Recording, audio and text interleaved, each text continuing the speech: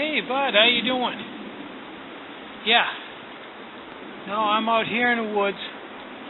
Just getting ready to mix up a batch of biscuits and cook those, make a video. Yeah. Kind of cold today. It's in the low 30s, windy, just spitting a little snow. Yep. Well, I got company, so I gotta go. Bye-bye. Hi, I'm Tinny from Mini Bowl Design, and today I'm going to make some biscuits. It's kind of cold today, and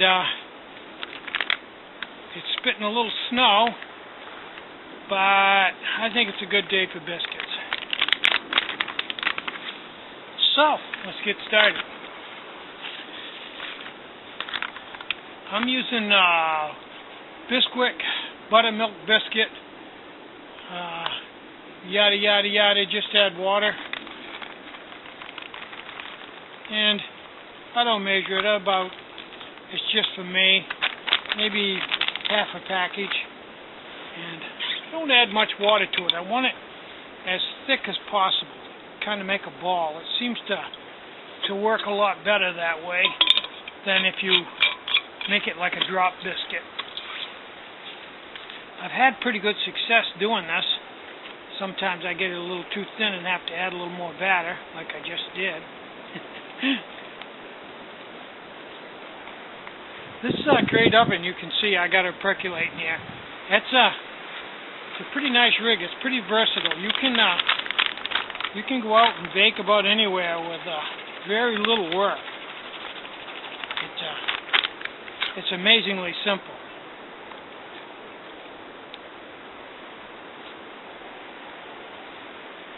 I've got myself a bag that I got from the produce section of the Shop and Save that I'm going to cook this in. So, I've got a pretty good ball of dough there. Let's ball this all up and put it in the bag and put her in the oven.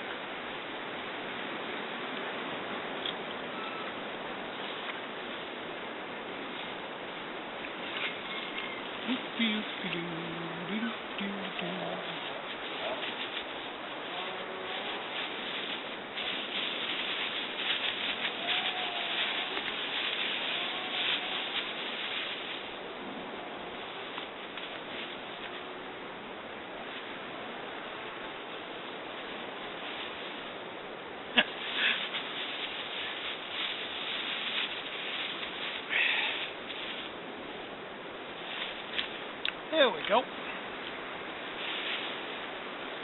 Drop that right in there.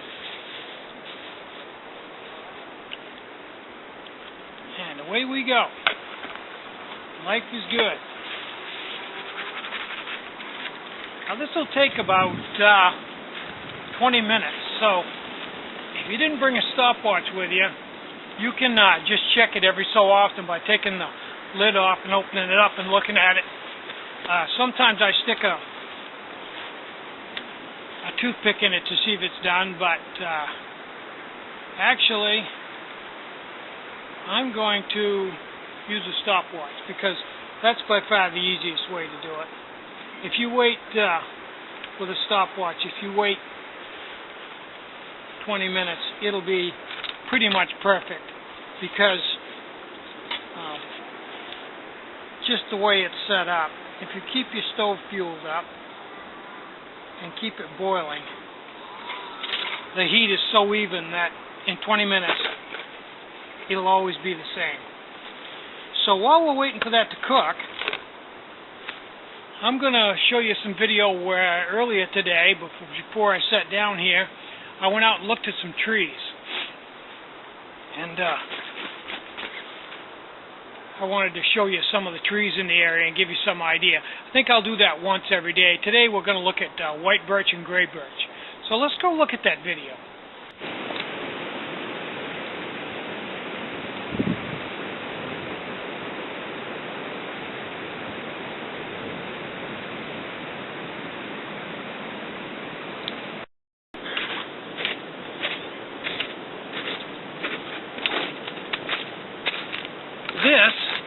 is a white birch, or also known as a paper birch, because the bark on it looks a lot like paper. It's a good source for fire starting material if you're out and it's fairly damp. This bark will usually light anytime, even if it's really wet out. Now, there aren't a lot of these left around in the world. They're a really pretty tree. You see them on people's lawns as ornamental objects. But most of the ones out in the woods have been cut. This is an unusually large one. You don't usually find them this big. And I had to hunt quite a while to find this myself. The reason why you don't find too many of them is because back when I was a kid, they were all cut down and hauled off to the mill to make bowling pegs, bowling pins, and drumsticks and things like that. It's an extremely dense wood, slow growing. It has very few knots in it. Doesn't have many limbs until you get up pretty high on it, just at the top. And it's ideal for turning. It turns very well. So a lot of things were made out of these. I think they even made toothpicks out of them at one time. And consequently, they paid good money for them, and the woodcutters cut them all down. It was called bolt wood. If you could get a piece that was between 6 inches and a foot and so many feet long, they'd put it right in a lathe and spin it. They also made veneer out of it. So that's the reason why there aren't too many of these old girls around anymore, but they're a really nice tree. And they really decorate up the woods. One of the few trees that's white. Now there's another tree that simulates this, and I'll show you that next.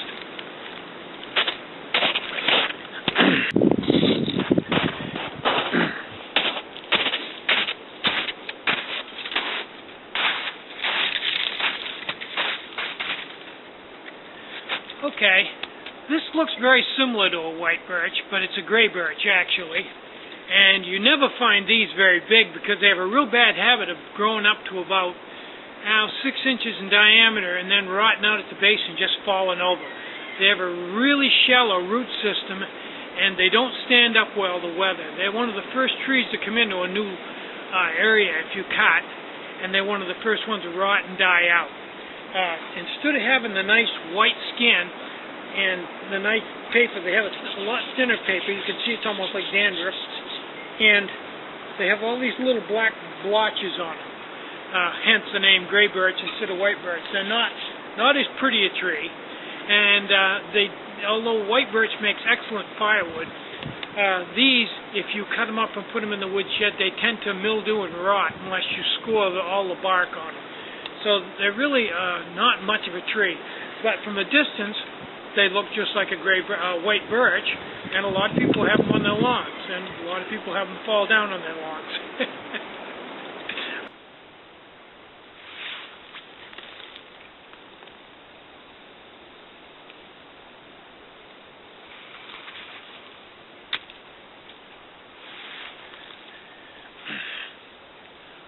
Okay, it's been 20 minutes, so I'd say that those biscuits are probably done by now.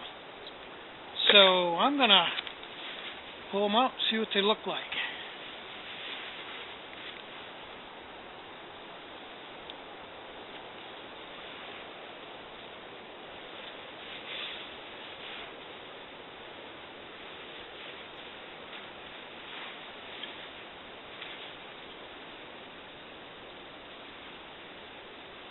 Ooh, yeah. Nice. Oh, man. Now all they need to do is heat up some water for some coffee. Those came out great.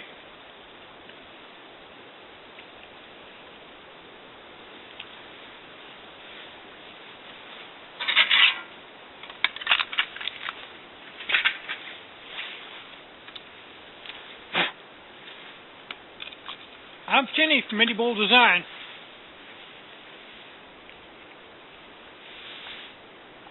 Get out and hike. Take a friend. Cook some really great meals out on the trail. And more important than anything, have a really great day. Bye-bye.